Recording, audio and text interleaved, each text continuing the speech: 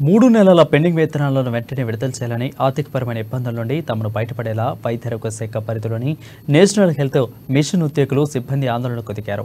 అయితే డిఎంహెచ్ఓ కార్యాలయం ఎదుట ప్లకార్డులు పట్టుకుని బైఠాయించి నిరసన వ్యక్తం తెలియజేశారు.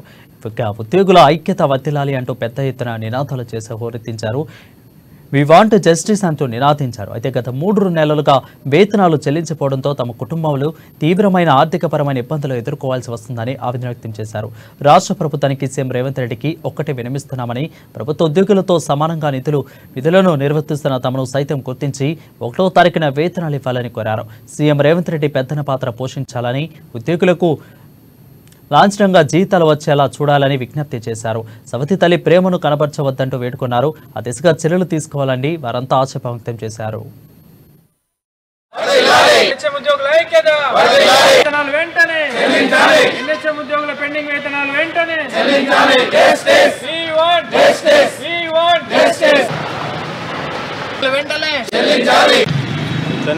మాకు గత డిసెంబర్ నుంచి ఇప్పటి వరకు 3 నెలలు అయిపోతుంది. 4వ నెల మా ఎన్హెచ్ఎం ఉద్యోగులకు కాంట్రాక్ట్ అండ్ అవుట్సోర్సింగ్ వాళ్ళకి ఇప్పటి వరకు ఎవరికి కూడా వేతనాలు అందలేదు.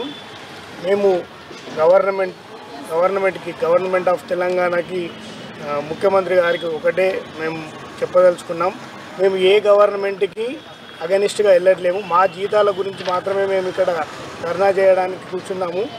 ఎందుకంటే మొన్ననే మీరు ప్రధానమంత్రి మోడీ గారి సభలో మీరు ఒకటి చెప్పారు, పెద్దన్న పాత్ర అనేటువంటి దాని గురించి చెప్పారు. స్టేట్కు మీరే పెద్దన్న కాబట్టి మీరు గవర్నమెంట్ ఎంప్లాయీలకు 1వ తారీఖు రోజు జీతాలు ఇస్తున్నారు. అదేవిధంగా ఆ గవర్నమెంట్లోనే మేము కాంట్రాక్ట్ అండ్ అవుట్సోర్సింగ్ ఉద్యోగులం కాబట్టి మేము కూడా గవర్నమెంట్ ఉద్యోగులమే. మమ్మల్ని కూడా గుర్తించి మాకు కూడా 1వ తారీఖు లోపల ఎవ్రీ మంత్ 1వ తారీఖు మాకు జీతాలు అందడానికి సహాయ సహకారాలు రాష్ట్ర ప్రభుత్వం నుంచి అందాలి.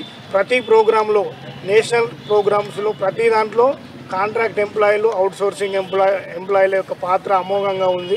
కాబట్టి మమ్మల్ని గవర్నమెంట్ అనేటువంటిది సవతి తల్లి ప్రేమ చూపెట్టకుండా మాకు ఖచ్చితంగా ప్రతి నెల 1వ తారీఖు నాడు వేతనాలు అందేలాగా గవర్నమెంట్ పెద్దన్న పాత్ర